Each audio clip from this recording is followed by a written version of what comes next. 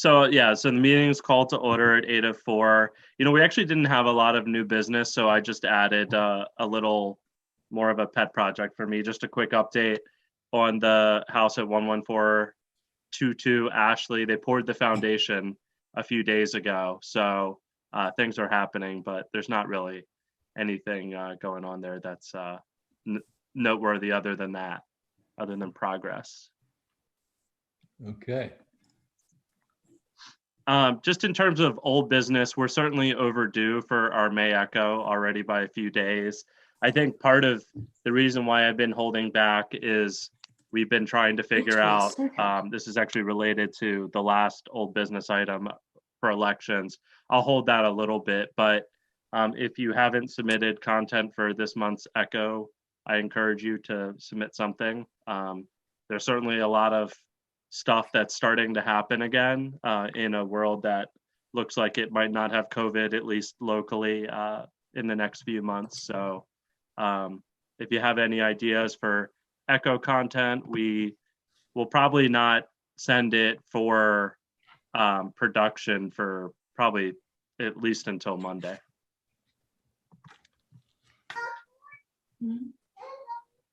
So we, just in terms of future RCA meetings, virtual versus in person, last time we talked about there potentially being a hybrid option.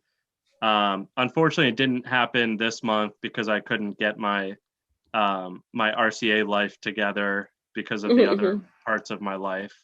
But in June, typically RCA and RCF have a joint meeting at the spaghetti dinner. There won't be a spaghetti dinner this year, but we are going to have a joint RCA and RCF. And for folks who might be new, RCF is the Randolph Civic Foundation, which is the charitable wing of our neighborhood, and they help with beautification efforts. And we're so pleased to have Nell with us today, who is our prestigious president of RCF. But we're going to have a joint meeting with RCA and RCF. And so we'll do a hybrid option. We're going to have to figure out how to make that available to people who, aren't quite ready to meet in person. RCF, I believe, is going to have their elections, right? Yes. Nell is giving me a nod and a thumbs up. And we are also going to be having our elections as well. So it'll be an exciting time, and it'll probably, I guess, in addition to the nature walk that I'll talk about in a second, it'll be the second time that we're kind of together, other than just a cleanup here and there. Actually, it's not on the agenda, but Nell, thanks so much to RCF for organizing a really successful Bolingbrook cleanup. It was the biggest turnout that I think I've at least personally attended. Did you have a final count on how many people we had? I did not. I just kept no, I didn't. No, that's the long and short of it, is that I did not. But I think it was like 30 is a conservative number, I think. Yeah, it was pretty awesome. Did you hear me? I mean, we had like maybe a dozen Boy Scouts and a few of their parents, tons of regular, not regular, but non-Boy Scout neighbors. And Karina and I actually got beyond Bolingbrook and we're in Randolph Hills Park a little bit too. So that was a new thing for the Bolingbrook cleanup, at least from my perspective. So thank you so much for organizing that.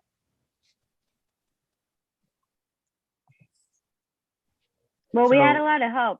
We had the Boy Scouts came out, and then the Allison Dewey, Eric Turkman, Karina, Mark Menzel. They retrieved like grabbers from Rossville. I mean, it was a big team effort, and a lot of people did. I pretty much just showed up.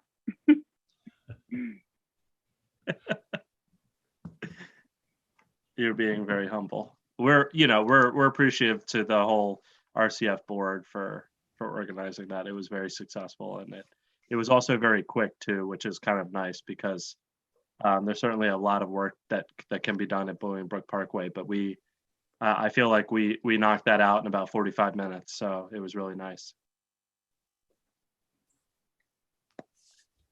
Okay, so now this is actually the next agenda item is your lead, Okay. the walk audit. Okay. Okay. I was wondering, is there, you've sent me a lot of information that I haven't responded to, but is there anything that you can share with the group and any kind of action items that we can help with? Yeah, I'll tell you what. Again, thanks, Josh. Again, my name is Nell, and I serve on the RCF board. The RCF stands for Randolph Civic Foundation, and we work with the association to better our neighborhoods. The thing about the foundation that's different is that we are a nonprofit, so we maintain the tax exempt status, and we focus our efforts on environmental stewardship. We aim to beautify our neighborhood, and we support our local youth, Boy Scouts being one of them, or Veers Mill Elementary being another. So it's like Josh said, we're the charitable wing. I like that description. So yes, and back to the cleanup, that was a fun time. I think it definitely helped with my morale to get out and see people and do something for the greater good. So I really appreciate it that people came out. And also my daughter and her friends, actually Brian's daughters, went to the creek this past weekend. They were inspired by us to clean up some more this past weekend. So I thought that was great for the kids to see that and participate some more. So at any rate, yes, the Randolph Civic Foundation. Well, let me go back to what's called, does everybody see this screen? I guess it says walk audit. Everybody sees the screen. It's the third item down. It says walk audit. The second word is spelled AUDIT. And basically I get a lot of questions of what is a walk audit? And it basically, I received some training as a PTA volunteer. I attended some conferences with what's called Safe Routes to School. And they described what's a walk audit. And for these purposes tonight, I'm just gonna describe it as, for example, we're preparing for what's called a nature walk. And basically a walk audit is like a nature walk, but instead of observing nature, we're observing our built surroundings, our built environment, our neighborhood sidewalks, our route to school, and getting from one place to another. So it can be analogous to a nature walk. It's just not in nature, it's just outside our doors. So I started planning it because of Josh, because of your sort of call to our neighborhood and trying to get people to weigh in on where we would want more crosswalks, et cetera, et cetera. So at any rate, I started digging my heels into planning one, and it's forming to be on June 12th on a Saturday at 3:15. I have it starting at Rocking Horse Road Center. I did that for various reasons. If anybody wants to know, it's more shaded. I wouldn't have to ask Mr. Kronstadt. It has parking. And if people showed up, if a lot of people showed up, we can break off into the various parts of our neighborhood a little more easier from that venue, I thought. And I have some people that are interested in showing up, and basically it's a walk together and we're observing our environment. It serves as sort of an inspiration, basically. And we could get really formal and technical with it. I'm thinking that this one's going to be kind of casual.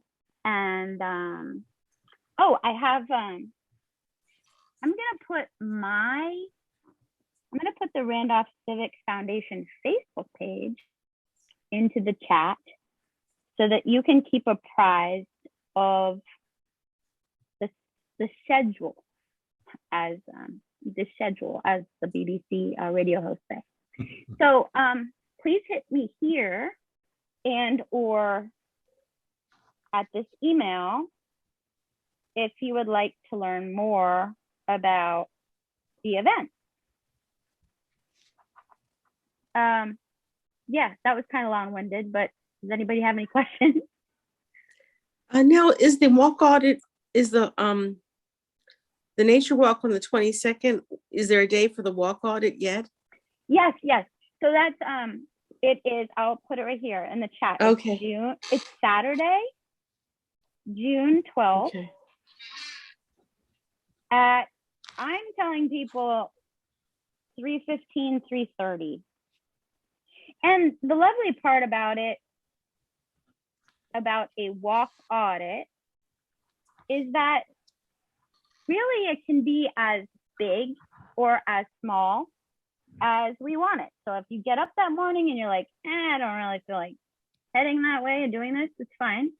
And if you do, you can just join us. It's going to be sort of a casual thing that you can just join on in. Yeah. You know, so, one of the things, like, you know, we already have a list of intersections of interest to us, and that's, you know, to the folks who haven't been involved yet, they're not going to be any surprise to you. I mean, obviously, everyone in the world hates Bolingbrook Parkway and Rocking Horse. That goes without saying. But there are other areas that we are targeting as well, like the Ashley and Macon crossing, because, you know, number one, it's the entrance, or one of the entrances to the park. It's also a way that some people might want to walk to Veers Mill Elementary.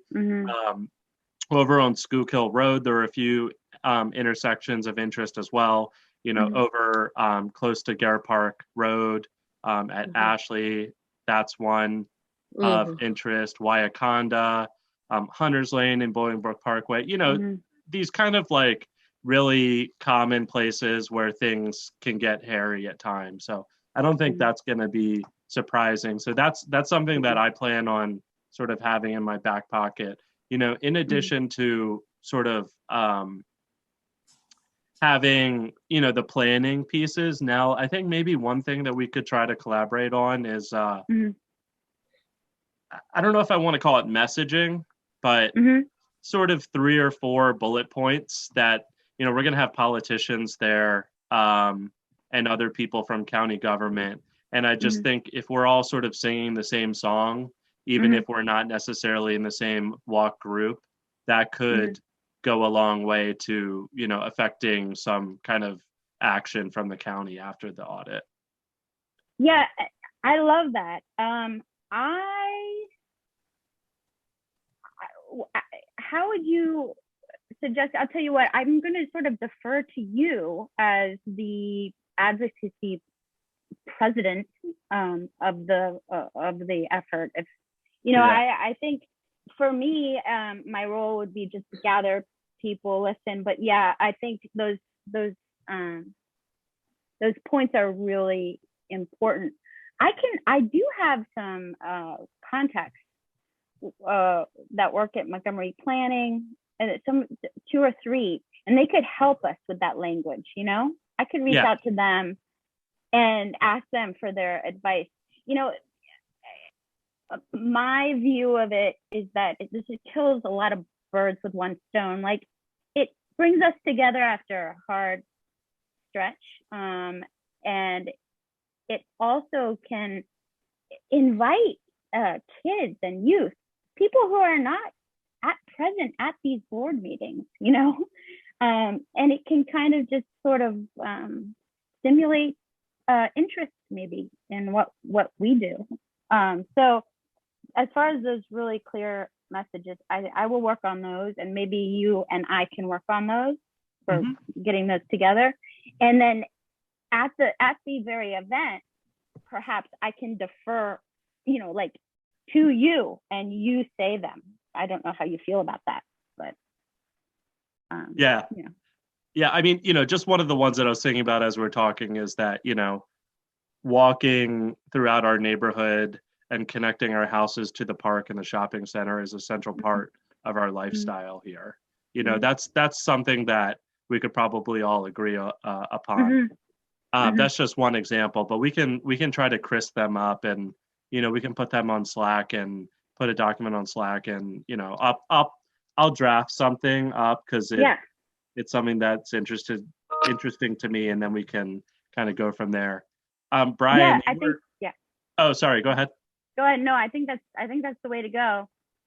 Yeah, you do that, and you're the spokesperson for that piece. I think I'm all for that. Brian Hooker, you were raising your hand so politely.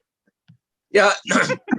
No, I mean, no, you did a great job. I think you're almost too casual though, and everything. I mean, I think you did send, there's forms, that are filled out. There is some formality to it that helps it carry weight when we're trying to advocate for the changes. So I just wanted you to take credit for that fact. It's not just there's some official note taking and form writing that occurs. Oh yeah.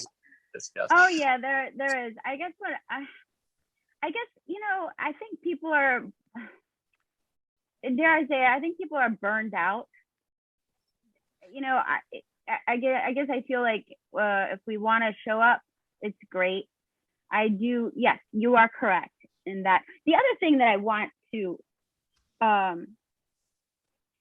don't portray is that we're like going out on the sidewalk with our pitchforks and saying, we want this, we want that. Because there's not the tone of this, This is, hey, we got some really good improvements, especially at Rocking Horse and Macon. And hey, what could be possible? And hey, isn't this great that we have this neighborhood and we have these opportunities, yada, yada. So I don't want to be too like in the weeds with like a pitchfork, Well, I think too. Don't we want to like lead them through some of the problem spots so they can just see it without us even having to say. Wouldn't that be great? Yes. Yes. So that's exactly why I put it at starting at Rocking Horse, because that Hunter's Lane is right down the street from that. Mm-hmm. And whoever dares to go that way, I actually lose sleep at night because I think to myself, oh, we can't have any kids go that route. But anyway, yeah, those details. You know what I do have a problem with? I don't know how to communicate with people. I sent it. I don't know how to get people to like make copies, yada yada. So those are things. You know what I'll do? I'll just keep sending out that sign up and or add to that Google Doc. That Google Doc is kind of lengthy, so perhaps the June 3rd meeting, I'll aim to get, have handouts and all that prepared so that we can kind of get organized, right? Yeah, I imagine a lot of it will be done just in time. Yeah. There are quite a few prestigious captain positions available. Yeah. Just so people know. And caboose people as well, I think. You see, that's my weakness. My weakness is words and spelling. So yeah, caboose. I think just bring up the rear. Just don't let anybody get hurt. So yeah. And then listen, I did get hit from the Corned Beef King. Those guys, they're fantastic. This food van is like ridiculous. And they want to be present. I can't quite find an ice cream person yet, but I'm still working on that. So that concludes my report. I'll just keep posting and yeah. I had a question about Yeah. the walk audit. Are you leaving from Rocking Horse Road, what used to be Rocking Horse School? Yes, Okay. that is it. There's lots of parking there. Yeah, that's right. And you talking about food, is there going to be an eating event or something? So that's what I was explaining. Yeah, I'm trying to arrange to have a food truck. They call it a food truck. So they pull up and they'll make some sandwiches. I do have a food truck that makes great corned beef sandwiches. He wants to come, but I'm trying to get ice cream for the kids. No, Well, there's an ice cream truck, but there's two that go around the neighborhood. Yeah, I know him. He's on my list. Actually, I have his number in my phone. Okay. Tuesdays and Thursdays. Yep. Oh, I think he comes every day. I hear him every day. Oh, he comes by my house Tuesdays and Thursdays, right on the corner, right? Okay. Like clockwork. Distracting. Now the food truck down by the Randolph Shopping Center is really good. Yeah, I know. I haven't spoken to him, and I actually feel like he should be on the top of the list. You know what? I'm just sort of go to bat at planning this in my off time, and then it just is landing where it lands, I guess. So yeah, those are great suggestions, and I appreciate that. I'll reach out to Mario. I have his number too, so I'll give him a heads up that day he might be busy. No, I heard the timber truck was. Oh, I'm sorry. that's okay. Now I have a suggestion for the ice cream truck. I don't know if you're familiar with Clay Boys. They do the Hawaiian ices, the shaved ice. They usually are on one of the corners in Bethesda, but I know that they also have a truck that they send around sometimes to the local swim clubs, like they do to the North Chevy Chase swimming club there. They go there. Clay Boys, it's terrific stuff, by the way, if you haven't had it. Okay, did you Hawaiian say shaved ice. Clay Boys? Clay, CLAY, Clay Boys. Okay, that's a better name. Clay Boys. I thought you said Playboys too. It sounded kind of interesting. Like that's not for kids. Okay, great. Thank you. You're welcome. Can I just? We keep talking about this June meeting. I'm sorry to interrupt. Are we doing this at the rec center? Than where we normally have it? No, it would be at the Civic Green. Oh, good, because we haven't paid the. Yeah, I hope not. Okay. Good. No problem. Yeah, so that'll be in the Echo. So just as a reminder, but yeah, the June meeting is going to be an outdoor thing. I don't know that everyone's ready to have an indoor meeting anyway, and it's a lot more complicated anyway. So although figuring out how we're going to have a hybrid option is also not trivial, but we'll manage. You know what? I'm putting this sign up thing in the Slack too. If anybody wants to, yeah. So I'm putting this sign up. If people want to sign up to pass out flyers that day or greeters or yada yada, there's the sign up genius right there in the chat. If you want to sign up. Yeah, and if we can't find an ice cream truck and we think that there's a need, I mean, chances are my children won't be at this walk audit, but I think that Ken Kopchak has a contact for an ice cream truck. The Kona Ice contact. We tried Icy Cream at the shopping center over here, and she was booked up that day. She was booked up. Yeah, beyond that, I don't know if we ever actually had luck with Kona Ice. Actually, maybe they didn't come to Better Block. They were. Yeah, I gotta look and see. see what my last contact with them was. The other idea that is always something we could do is, I know of a place in Bethesda who sells dry ice, and I have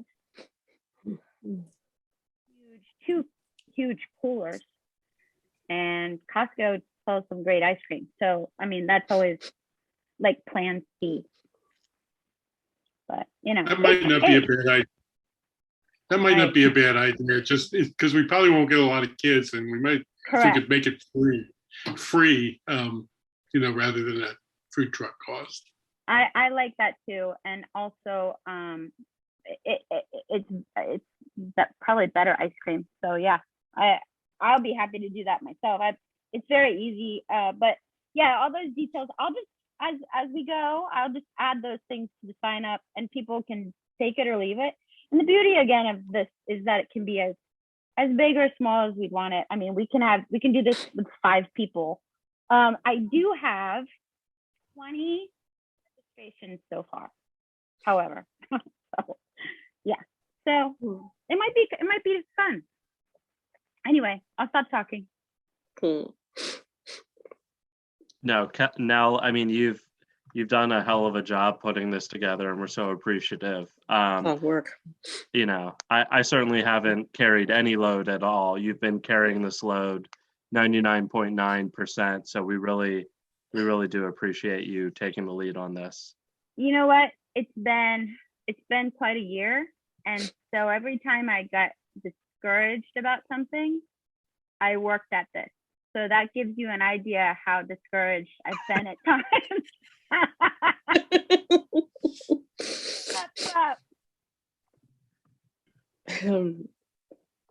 Okay. Do you need someone to hand out flyers on the day of the walk audit in the morning or the day before?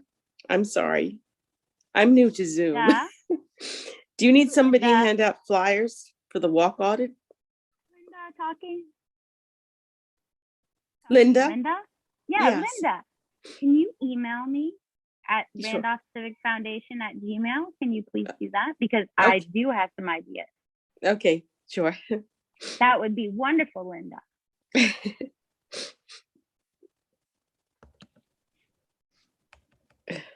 Okay.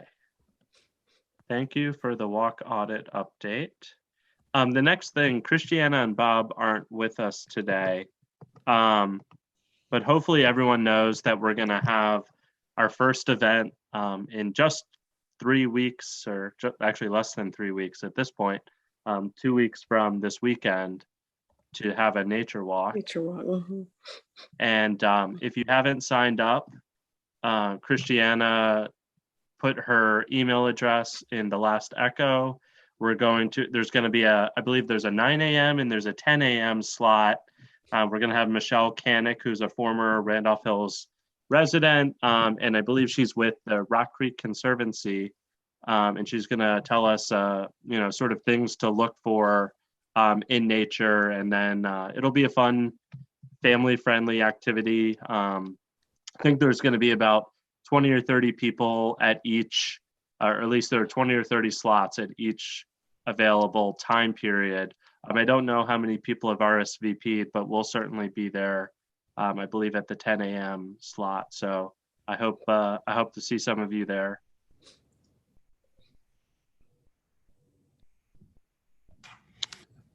Okay. So we've actually, we kind of already touched the June meeting and our elections. So I'll just kind of reiterate, we are going to go for a hybrid option in June. We're going to figure out how that works, hopefully over the next month.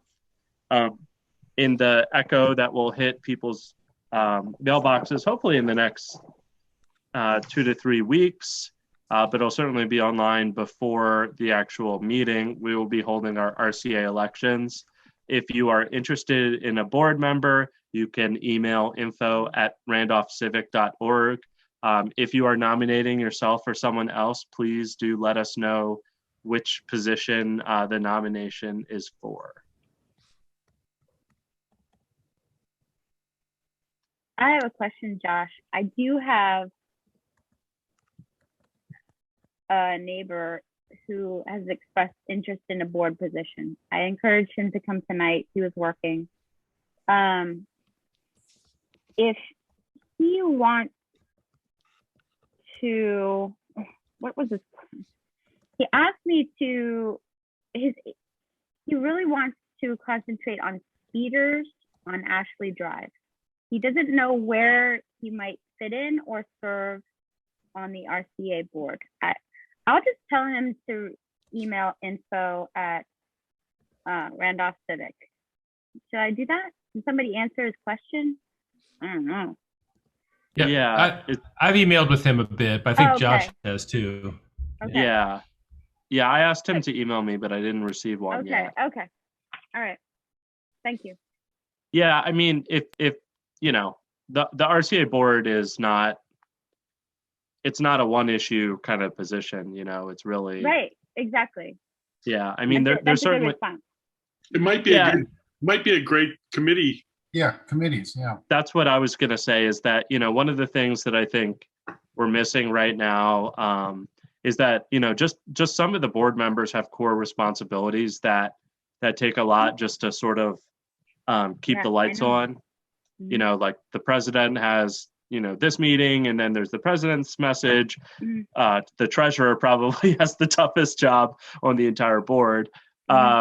You know, Mara as secretary is doing a pretty lengthy article each month for meeting minutes. And so just the board kind of has a lot going on, and that I think trying to fill up the committees moving forward would really help us. And I actually, Matt or Brian, I don't know if you know, or even Chad, whether there's an election process for committee chairs, or if those are people who could either self-appoint themselves, or would a president appoint them?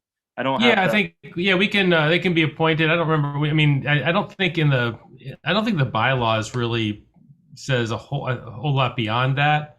As far, but I think it's just an appointment. That's it. Okay. I don't even think there needs to be a vote. Okay. But of course, you know, we do want to, of course, include the sense of fulfillment one gets from board service. Yes. Absolutely. Absolutely. Okay. You don't want to paint it all as a chore. No. It's all about the fame and prestige. The fame and prestige. Hey, if you're willing to volunteer, we have a position. The many perks. Right. Yeah, the salary's great. I want my when you're the salary treasurer. No, I'm kidding. Yeah. I want my salary doubled. Yeah, I got 1,000% increase on my salary this year as president in my second term. Nice. Yeah, it's always nice. Yeah, I think there was a free donut at some point. But you know, actually, we have received a few new people who are interested in taking a board position. You know, Michael's one, Maddie is another, and I might mispronounce his name, but Rainier had also self-nominated. So, you know, there's a chance that there would be contested ballots this election, and that's a good thing. Yeah. All right. Great. Let's get it going. We have to do like little signs and, you know, like Colby for treasurer kind of thing. Yeah. Colby, you're not allowed to leave your position. Sorry. In fact, actually, No, man, Colby, you're not up for election. No, I'm good. All right. So with that, we can go on to standard business and reports. You know, actually, as we were holding the April meeting, the echo was posted online, so we approved those minutes already. So we have no minutes to approve. So we would then go to the treasurer's report. All right. Right now we have just under 17,000 in the bank. About average expenses from, you know, the last 5 or 6 years, we usually spend somewhere in the neighborhood of about $12,000 for, you know, general things that we continually do, like insurance, echo, printing, mailing, things like that. Right now, this year we spent a little under 7,000, but again, we have another Echo printing and mailing to come. So I'm assuming that's going to go closer to about 9,000 or so, but that should still be under the 12,000 average that we've been spending. Right now, we are in the green about $5,000, which is great. It's been doing very well the past couple of years. So we've been, getting a few $1,000s every year to our purse. So again, once we pay those final bills for this year, coming up at the end of our fiscal year, which is another month or so, I would assume we'd probably be $3,000 above what we spent. So that's good. So the last couple of years, it's we've brought in 1,000, 1,500, things like that. So that's good news. We're continuing to get a little bit more money each year. In terms of donations, average donations over the past, say, 8 or 9 years for RCA has been about $6,000 in RCA donations, for membership. This year, we're close to 5,000. So we're about 2,000 short this year. But again, because we haven't had a lot of expenses like Community Day and all kinds of other things we normally do, we're actually saving money. So reduced donations, not having a lot of things going on is actually doing okay for us. RCF donations usually average around 2,400. They're up at about 1,300 right now. So still a little bit low on the RCF side in terms of those donations. But again, it's sort of the time, I think. A lot of people haven't been out, and a lot of people, we haven't seen a lot of people. So there's that as well. So, but again, I think financially we're doing quite well. So no issues.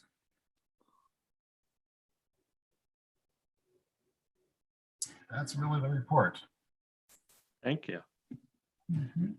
Josh, Oh, sorry. Go ahead. Real quick, that reminded me, the RCF donation thing reminded me of all the beautification that's now beginning to take place around the signs. So thanks, RCF.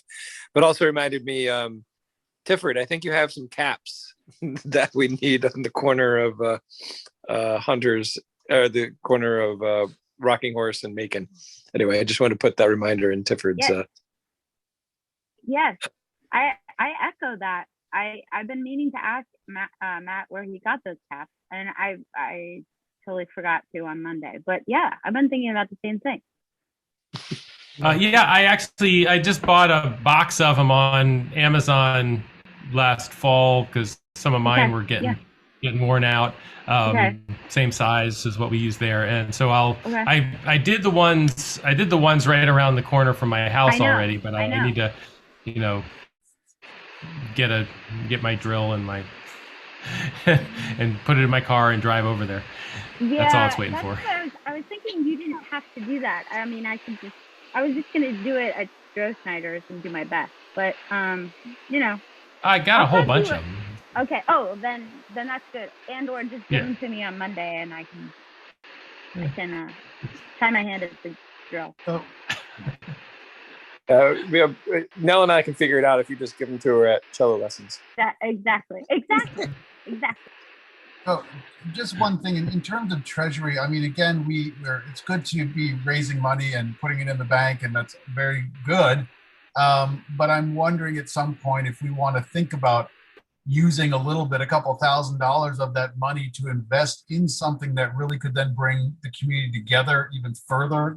Buy a bounce house, right? Buy something, the air blower that we could plug in, at somewhere at the Civic Green or something, so that because again, if we have something that is of interest to the community, a projector, a bounce house, or something that we could have and store, nothing too massive, of course. Bounce houses can be a little big probably, but something like that we'd be interested in investing in, then I'm wondering if when we have meetings, outdoor meetings, wherever at the Civic Green, things like that, activities that we want to just pop up, we could probably attract a lot more people, right? Because again, if we had a way to produce sound for music or a bounce house, I mean, bounce houses, people just flock to those regardless, right? You have to have some waivers, but whatever. We figure that out. We do have insurance.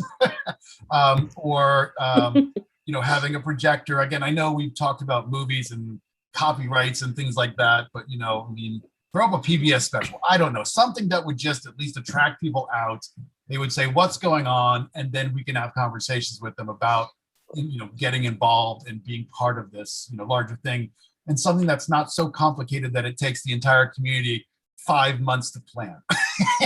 Like literally drag the bounce house out, plug the sucker in, let it go, takes 2 people, and then wrap it up and drag it away. And something that's easy. If we had a shed, there at the Civic Green, that would be very doable. Yeah, they have one at that new park across the way. Let's say, hey, you're missing out. I don't know what they put in that shed, by the way. New park across the creek.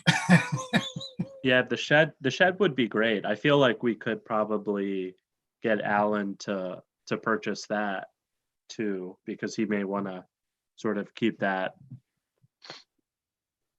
just for himself. I don't mean to stock it himself, but I just mean have sort of ownership over it, and then we could stock it with things that we right bought next to for the various stage, activities. something like that. So it looks like it's part of that little area. But anyways, yeah, that'd be great. But I'm just trying to think of something that, again, just to, especially once COVID is over and people are going to be starved to get out and see people, I think that might be a good time to really ramp things up, right? Because people are going to be so anxious just to say hi to a live person. I know I will. Yeah, no, I love the bounce house idea. The projector is a really good idea. It's just always like, to do it legally would be like one event would be minimum. I really want to just go up to the firehouse there in Kensington, because I know that usually every summer they go up to St. Paul's Park and they project, good kids movies, like real movies. And I'm like, well, are they paying royalties to that? What are they? I mean, they must be, but I don't know how that works or how expensive it is. And I have no clue. Is it $1,000? Is it $75? I have no clue. So I don't know if anybody knows anybody who works at that firehouse, but if they did, it'd be great to know what they're doing and how they do it, because they do it every year. I mean, not last year, but every summer they would do it like every couple Saturdays. Yeah, Brian and I looked into the cost of it last, I don't know, probably about 2 years ago at this point. And it really depends on what you want to show. So, if you're showing something that's older, it tends to be cheaper. And even there's some movies whose copyright, or I don't know what the right term of art is, but their copyright is no longer in effect and it's in the public domain. But if you wanted to show, like, let's just say a Disney movie that came out just a few years ago, you're probably looking at like $1,000 to the MPIA or whatever the let's do some old Muppets, and let's I don't care, Charlie and the Chocolate Factory, the old school ones, not the Johnny Depp one. I mean, whatever, just something to get people out, right? Just to have fun. Show an old black and white movie. I mean, whatever. The kids are going to run around. They're not going to care. They just want to go and play. Adults can watch it. Yeah. When you said PBS, I thought you were going to suggest like a Ken Burns documentary.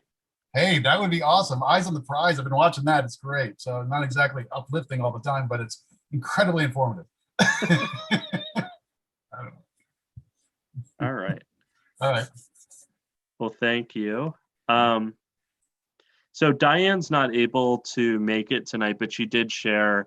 So forgive me as I look down at my phone to read off her public safety update. So she heard back from a detective from MCPD, and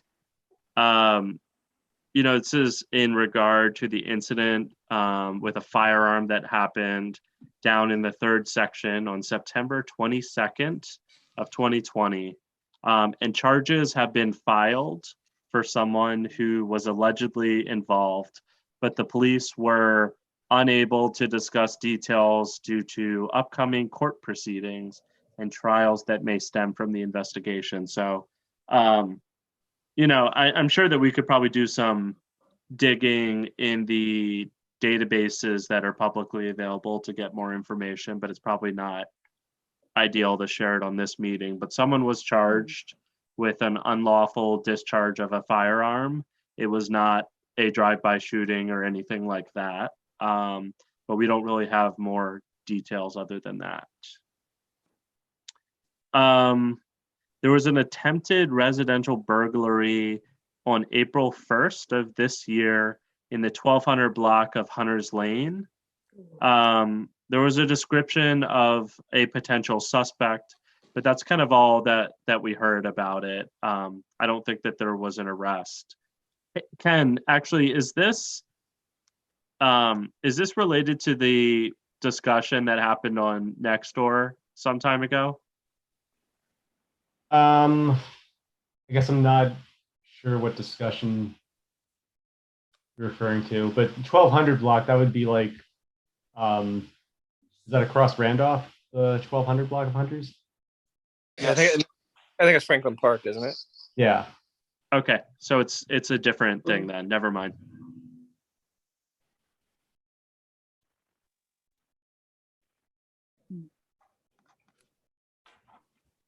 Sorry, I was muted there. Other than that, there was also a vehicle theft on the 1200 block of Park Lawn. There was no force. It was just an unlocked vehicle. There was a commercial burglary at Get Lashed, which is on Twin Brook Parkway on April 15th. But other than that, crime is pretty quiet. We live in a fairly safe neighborhood. The only other thing that Diane usually shares is, lock your cars and chances are you'll not run into any problems. So with that, unless anyone has any questions, that's the end of the Public Safety Committee Chair report. I will say that Dana Stroman, who's our liaison, she intends to come to the walk audit on June 12th, and she's gonna hopefully bring an officer with her. So that's pretty cool, is what she said. That's great. Yeah. And she, Diane and her talk a lot. And so it'll be good to sort of like reinforce those connections that we have with Officer Stroman. So thank you very much for inviting her. All right. Matt, do you have anything from the Environment Committee? Nothing new for this month. Sounds good to me. Are there any big, Tifford, are there any big, like, I guess Earth Day is the big stream cleanup, but we used to get involvement from other stream, Rock Creek Conservancy or advocacy groups about other like more focused Rock Creek stream cleanups. Do you know if any of those are upcoming or? No, I mean they were always. I mean they would usually approach the RCF more than anything else. But I don't know. I mean, back when I was doing RCF stuff. Yeah, I mean it's fine. I mean it's fine being focused on Boilingbrook and kind of the neighborhood stuff, and there definitely seems to be enough support in the creek itself. But sometimes it was, nice to be involved in some of those, more creek focused efforts too. But yeah, I haven't. I do have one very small little environment thing, just in relation to what we've talked about at past meetings. Looks like Garrett Park has dropped their whole train noise initiative because they did a poll and they got like nobody participated. So they spent a bunch of money on a study, like a real study, and then nobody cared, and the whole thing has just kind of been dropped. This is interesting because I haven't heard any trains today. I saw one this morning, but it was a mark. I have not heard any trains. No, I did hear one early this morning, but usually you hear them a lot. I don't know. Well, I hear them a lot over here, but when I go to my brother's very nice house in Garrett Park, I don't hear anything inside his house, and he lives like 3 blocks away. I think he has nicer windows than I do. Yeah, of course he does. Yeah, I mean, for those who don't know, like Garrett Park, there are people who pop up and down that get really concerned about the train noise, and Garrett Park, I believe they hired some legal counsel to do an analysis of potential options. It's probably actually more than just a lawyer, maybe there was some kind of construction consultant who helped them as well to identify different options that they could pursue so that they could get rid of the train horn blast that occurs because I don't know if it's a federal or state, it actually might be both, regulation with respect to crossings. It was a very impressive report. I mean, really thorough, covered every angle. Yeah, I almost feel like we should get permission to like publish that in the Echo or something like that, because we always get questions in RCA meetings about why haven't we done anything, and it actually summarizes, I think, the issue very well with respect to it being one being a station and two being a pedestrian crossing is why they have to blow the horn. Is it posted on their website? Because I think if it's posted on their website, it's public. We could just do it, right? Well, I don't know if, I mean, just because something's on a website doesn't mean you can gank it. But I think what we could do is publish a summary of it. Or just We could send the link and say this synthesize is it where a you can bit. find it. What's that? Sorry? Just say this is where you can find it and give them the link. If it's on a linked website, then you can at least that is true. We could do that. I was just more talking about, I don't know that we can like directly reproduce it, but for sure we can provide a link and we could provide a summary of it. And I think that's some really helpful context for people who come here and are really, thinking a lot about the train noise as they go to sleep.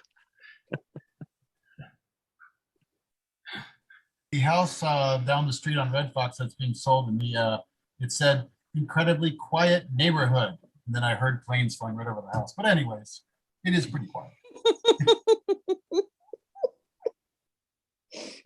I think the birds are actually louder than the train. But.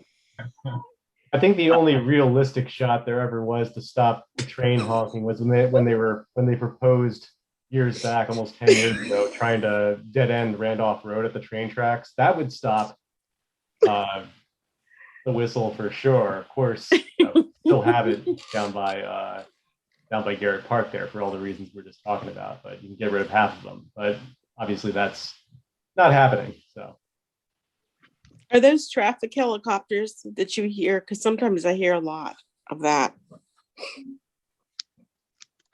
Yeah, there's been a big discussion in the area about that. Mostly in DC. And I don't really know what's going on, but there's certainly a lot more thoughts on helicopter traffic and sort of like what the purpose is and where they are. And then they get loud. Yeah, but it gets loud, and yeah. But that air traffic is really what's interesting, because I don't remember when I moved in here 10 years ago so much air traffic, and I think some of it has probably been rerouted, but I'm not aware of where it went before, because I didn't notice. I mean, there's some pretty low planes flying over the neighborhood, and they're pretty big planes, and I've been surprised over the past several years, and I don't know. I guess I just don't remember. Excuse me. So much. Hey, Christiana, I gave the nature walk a little plug, but I don't know. We actually just finished the written agenda, but I don't know if there's anything else that you want to share. I gave a brief summary of what the nature walk is, when it is, the 2 slots, estimated number of people. Is there any other updates that you want to provide? Yes, thank you so much for waiting for me. I'm flying out early tomorrow to spend a month in Seattle. So Nature Walk is great. I heard from a bunch of families right when it was published online, but is the paper edition, did that ever come out from the Echo? We never got it this month. Okay, we didn't receive it. We need to make more of a push for the, I'm just trying to figure out how to get to my files while I'm here on Zoom. For some reason, it didn't work.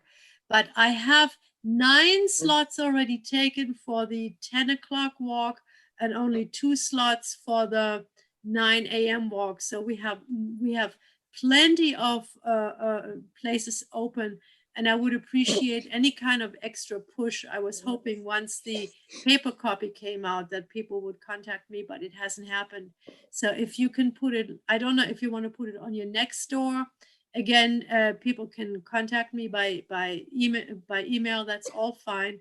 And I have my list here. Mara, I see you want to come. That's terrific. Which slot do you want? 9 o'clock or the 10 o'clock with lots of kids? Let's take 9 o'clock.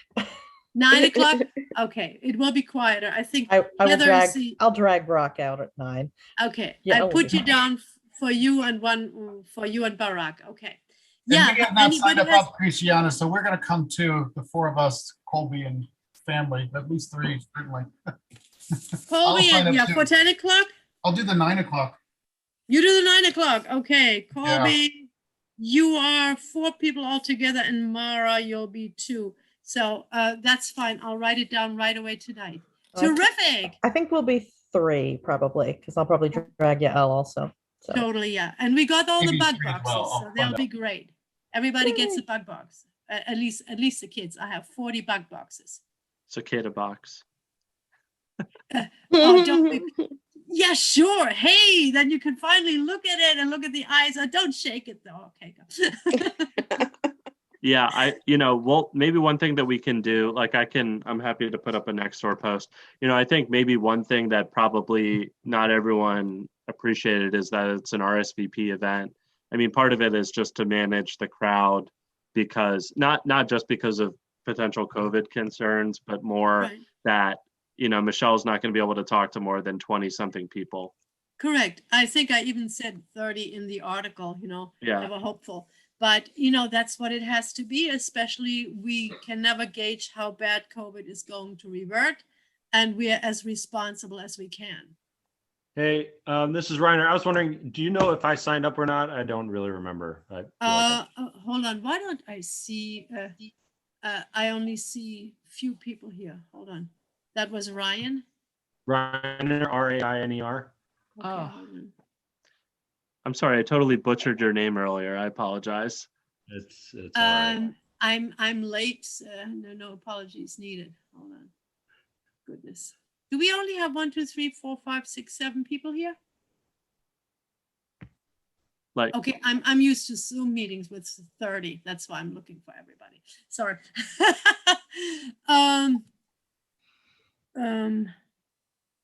So who just asked me who is Ryan?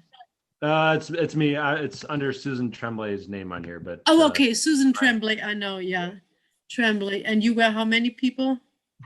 2 people. 2 for people. the 9 a.m., please. Yeah, give me your email address. I don't recall that right now. It's the letter R. Yeah. And then my last. Sorry, everyone.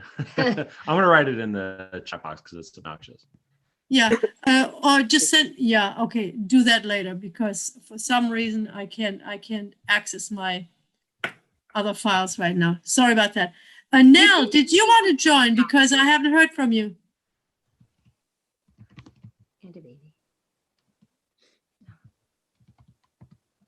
I think 9 o'clock is too early. 10? Just kidding. You know what?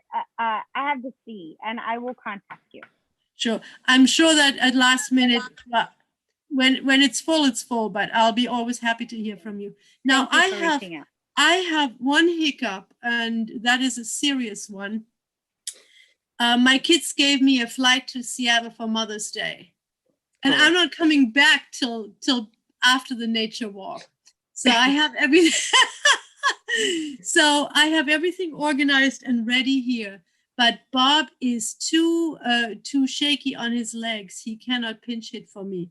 I can reach out to some people, or if anybody is here on the list who would be so kind and be there. And I have the clipboard ready. I will have the printed out sheet ready with all the names just to see who's coming. But if anybody can be there at 9 o'clock to welcome our presenters and the people coming, and the same for 10 o'clock, I would be grateful. It's just, I wasn't going to turn down my children's Mother's Day flight for a month in Seattle. That's nice. I'm sure I can help for the 9 o'clock. Yeah. Colby, is that you? Yes, it is. Thank you. All right. I make a note of it and I follow up with you. That's it. Yeah, we'll follow up. Okay. And No, I'll Colby, be I there can- at 10. Yeah, sorry, I go can ahead. join in too. I can Okay. join in to help. Yeah. with- Okay. It will not be much, but it will be, everything will be ready at Bob's house, you know, so he just can't navigate the stairs and the it's been bad. Okay. That's all. Yeah. Otherwise he's in good spirits, but he's just, he has stumbles and falls every day. It's been very worrisome, you know. Sorry to hear that. Mhm, mhm. If anybody wants to give him a call once in a while, will be great. You know, I'm depending on his daughters, but hey, he loves his neighbors. So do we. If he wants us to come on by, we will certainly do that. We like taking walks by the house. So Great. Yeah. That's really all on my part here. Thank you. Thank you so much. And I don't know if it's the first time that you're seeing your kids since COVID. So if so, yeah, I hope you have a wonderful time in Seattle. And thanks so much for doing all the hard work on the nature walk. We really appreciate it. It's going to be so lovely. What's her name? Michelle. Michelle is so psyched, and she's really looking forward to seeing her former neighbors. So that's going to be really sweet. Yeah. Yeah. Okay. All on my part. Well, thank you. So before we adjourn, is there any other topic that somebody would like to bring up? I would like to bring up something. This is Linda. Can you hear me? Okay. I don't know how to do this Zoom very well, but I was concerned about the trees that the county has on the county strip. The tree that in front of my house is the branches are getting really long. And last summer, people were walking down the street and the leaves and branches are hitting them in the face. The county says you cannot trim that tree unless you have a permit. Those trees are not, they have this rule about you're not allowed to do anything to the tree unless you have a permit. And last year I was discussing that with them, and they did come over and leave a note on the door saying the tree will be pruned. This was July. Nothing's happened yet. And of course, COVID is they use COVID as an excuse of this because they couldn't have two people working at the same time. So I just am concerned because these trees, I'm concerned about them getting really big, and because a number of years ago we had an issue with trees going to the telephone lines and cutting off the power. Are you talking about the trees that are on your right of way by the curb? If you can trim that tree. They told me I had to have a permit. No, I already did trim it. Don't say it. You can trim that tree. I went out there and hit me in the. I said, "This is ridiculous." I don't think anybody's going to say anything. You can't if it's up in the power lines. You can't go up there with the ladder and try to get it out of the power. You can't do that. But if it's these trees are getting really big. They're really getting big. And you can't you can't get nobody's gonna give you a hard time if you get if there's a branch hanging down in your face, you can trim that off. You are allowed to, and you can pay somebody to trim that off. You won't get into any trouble with that. I was gonna say, I'm certainly guilty of taking a few small branches off of my county tree. I think that a lot of people do it. I think probably their party line message is that if it's a county tree, you're not supposed to trim it. I didn't think, but the practical reality of the matter is that they're not going to get there in a timely manner to do very, very minor pruning that might be poking someone in the face if they're trying to walk by. Yeah, they're so far behind with that kind of stuff. There could be years. I've actually just submitted a ticket myself because I have something similar that I'm unable to handle myself. And the arborist will come put the ticket on your door within a month, I believe, like you described. But I think that the actual resolution time I'm looking here is 260 business days. Actually, it says estimated resolution time 260 business days. That's like a year, right? Don't hold your breath if you do that. Yeah. It's unfortunate. I mean, I put in a debris pickup ticket like almost a week ago for some trash that we found during the cleanup on Bolingbrook, but it was too big to put in a bag. It's like a piece of marble and some plywood or something like that, and they still haven't come to pick it up yet. So, they're Ava? behind. Okay.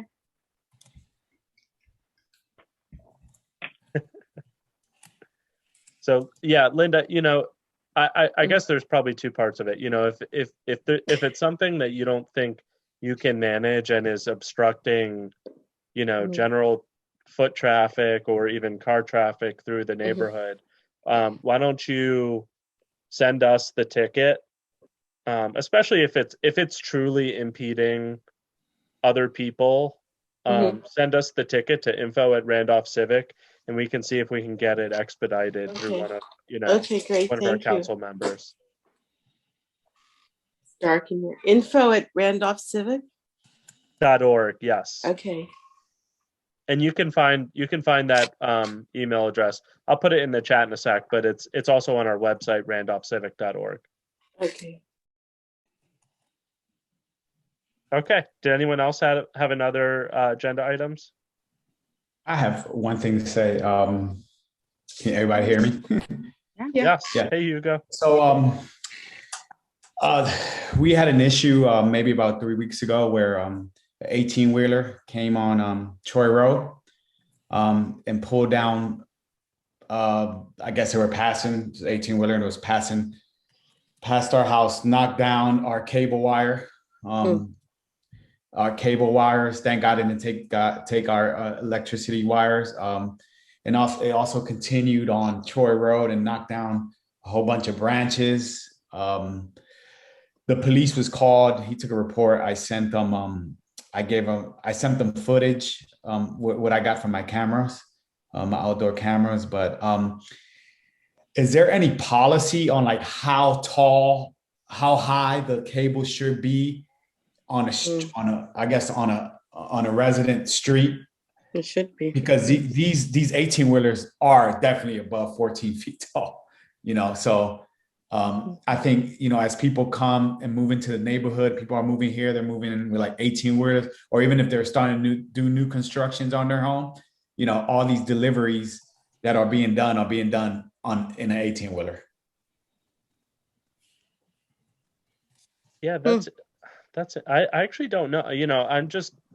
I know in certain places there's like a clearance sign somewhere, but there's a lot of personal responsibility that's given to the trucker, because I don't know that I've ever really seen that enforced. Yeah. The only place they can't go is Beach Drive. I mean, but they can go through the neighborhood if they're delivering something to a specific house. I've seen that like when people are building additions and they're getting like roof trusses delivered, those always come on a really big truck, and it's sometimes it's a little interesting having them go down the street with the wires going across. It gets a little dicey. So Hugo, did you get the trucker's like company name? Like, were you able to identify them? No, because he came and basically we just called Verizon and we called 311, right? And 311 was like, our call Verizon, whoever your cable company is. Then another neighbor called the police, and that's when the police came to my house, and I went ahead and just gave them the footage. But no, we didn't get no information from the trucker. So, how long did it take Verizon to fix your cable? Exactly. Well, they were going to come the following day, but there's a gentleman down the street, another resident that has a business line, a Verizon business line. So they just put whoever had Verizon on the street, they just put it on one ticket. Good. Sorry about that. That must have been a hell of a convenience for someone who works in IT. Inconvenience for someone who works in IT. Oh yeah, I was pretty hot. Yeah. I don't know that there's really like it's really hard because I think it really boils down to like can you identify the truck or otherwise, I don't know if it was an expensive thing for you, but it might be something that would end up going through your homeowner's insurance if it was significant enough. But isn't the issue really with Verizon not having the wires high up enough? I mean, it sounds to me like that would be solving the problem. But I know there's a law where, I mean, I guess the electricity's first, the power, and then it has to be a certain distance. The cable needs to run a certain distance from the Verizon cable or the Comcast cable. So yeah, I mean, he knocked out about, I guess I want to say about 5 people lost their cable and their internet. Yeah, Brian, I would imagine I think after a while, Verizon's not going to want to keep coming out. They're going to want to solve the problem for themselves and their customers. Yeah.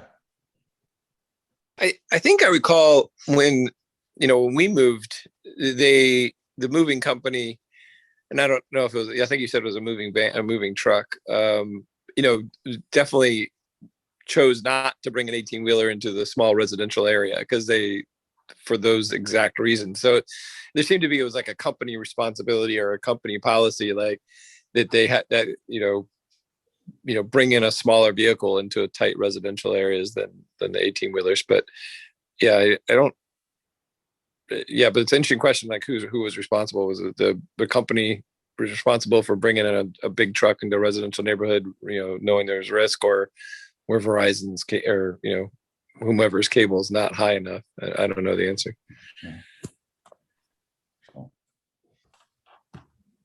I think it depends on whether they're contracted out. There's like a whole algorithm of who bears the responsibility, but that would be interesting anyway. Yeah, I mean, Nell seems to know more than she's. Yeah, I mean, I'm really my casework for foreclosure is really tapered off, so I could just like represent you in the home. I'm looking for cases. Oh, great! Get the lawyers involved. No, that's okay. I'll stick to the walk audit. But yeah, no, it really does kind of. It depends on whether that, in what capacity they were driving. Are they an independent contractor? Are they? There's a whole algorithm.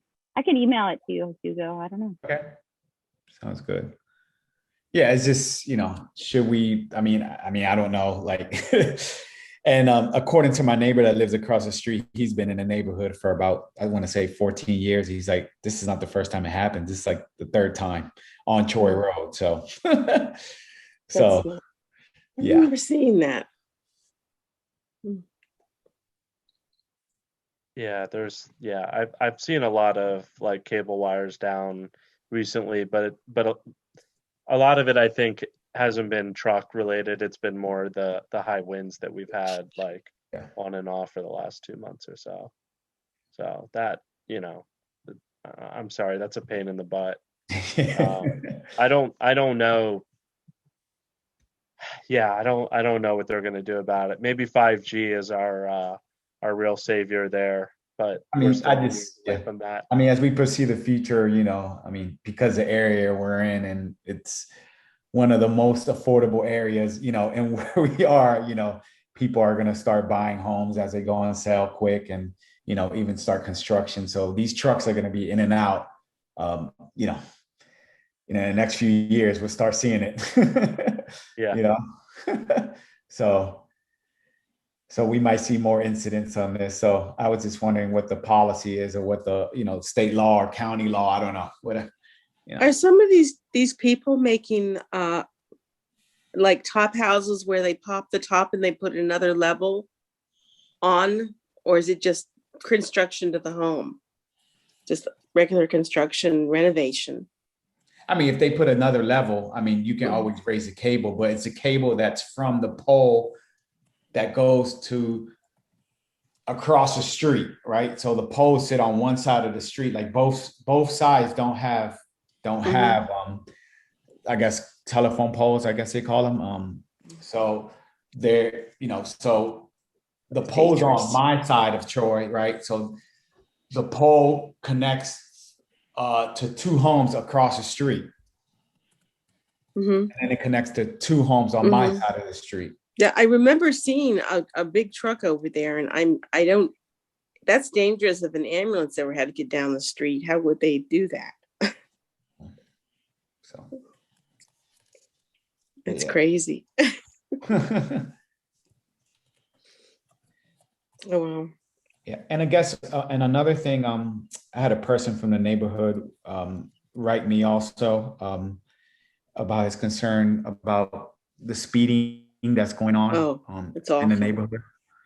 And I mean, I don't know if this is the place to say something or, or it needs to be discussed, I guess, with the county. That does remind me, I know, and I don't know if this is true or not, but I heard that the county now has made it an option for neighborhoods to make speed limits 20 miles an hour or 15 miles an hour. That's not going to happen. Or how would that process go through? I know they've done it in DC. Has anyone heard about that? Is that true?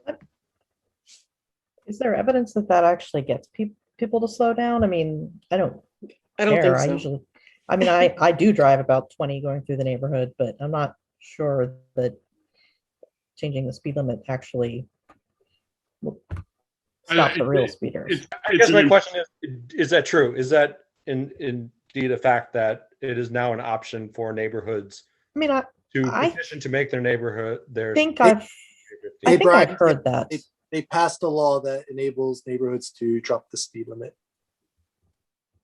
Yeah. Is that state or county? I think the county had to go through the state to get it done, Josh. Yeah, that's what I thought that came out of the General Assembly session that just ended, but I couldn't remember.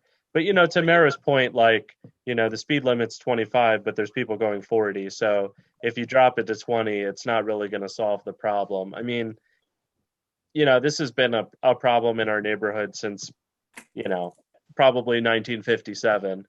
There is one thing that it would help with in getting when we do traffic studies. They look at how many people are speeding and by how much. If our speed limit was lower, then the infractions would be much greater, and we would be easier to qualify for traffic calming measures. Mm-hmm. Could they get up? I'm sorry.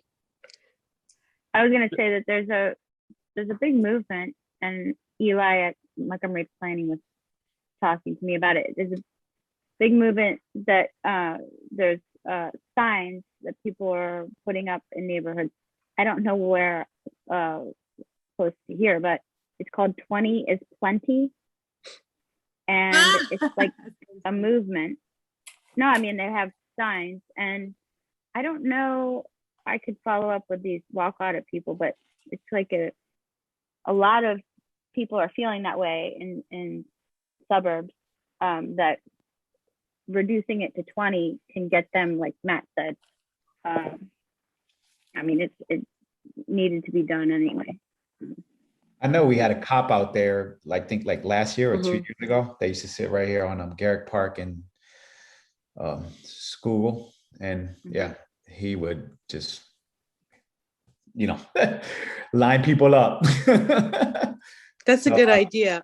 That kind of worked, but again, that was just something that was temporary. So, I mean, I was thinking maybe, I've seen in like different neighborhoods in Montgomery County where, you would drive like half a mile and then I have like a round circle, kind of slow people down a little bit and then keep on going. And then half a mile, have I don't know what they call roundabouts, I guess, to kind of slow people down. But yeah, I mean, I think I have a few thoughts. Like, number one, I think our best shot at actually getting something to happen is to have robust participation in the walk audit that's happening in 4 or 5 weeks. Okay. Hugo that, has he RSVP. Hugo's on the list. Yeah, but that's really that's like, people have been complaining about traffic in this neighborhood for as long as the neighborhood has existed. But I feel like this is one of the first times where I feel like we have a chance to do, a comprehensive snapshot about what's going on, get away from the conjecture of just like, everybody speeds here. Like, we're going to get the people who are policymakers to come with us and hear our perspective. And hopefully we can, to Matt's point about more objective evidence, I think that would be a great result from the walk audit, is to have certain traffic studies done in our neighborhood, because there is such a high volume of cars. And to me, it's never been about the volume, it's about the velocity that some of the cars that go through, especially, Schuylkill, probably in this order, Schuylkill, Rocking Horse, and Bolingbrook, and then Ashley after that. I mean, they're just, they're not driving safely. There's a lot of people walking, and with COVID, there's been a lot more other people walking. And so, I think that's really our first critical point, is to have an awesome showing at the walk audit and share people's perspectives. I personally don't think that we're going to be able to rely on enforcement from the cops as our solution for velocity through our neighborhood. There aren't enough cops. I think, part of it is going to need to be by design.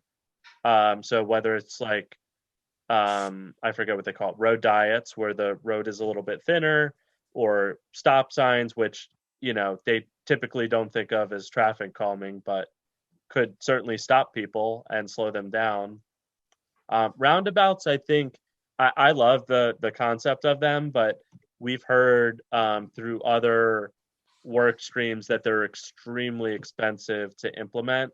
And for the ride-on buses to get through some of the intersections with a roundabout, that could be a little bit problematic. But I don't know. I mean, we've wanted one at Bolingbrook and Rocking Horse for, I don't know, probably forever. And they've told us it would be millions and millions of dollars, and a lot, they just say no generally. So that was probably a lot more than you wanted to hear. But I do think that the walk audit is really our opportunity to have our concerns be heard, and start talking about solutions.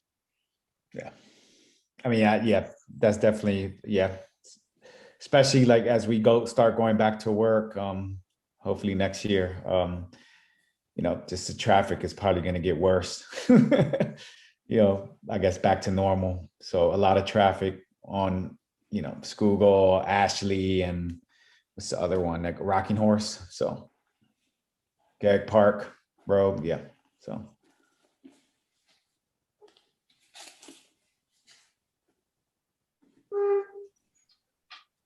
All right. Well, I have a 5-year-old who's been screaming my name for I don't know how long. So if there are other folks who want to continue talking, I don't want to stop that, but I'm gonna at least have to personally adjourn myself. Is there anything else that folks wanted to talk about? We adjourn. All right. Second that. All right. Well, it's 9:29. I hope everyone has a good night, and look forward to seeing folks in the next few weeks. Bye, everybody. I'm all packed for Seattle, 5 a.m. Bye. Oh my gosh. Wow. All right. Safe travels. Have a nice trip, Christiana.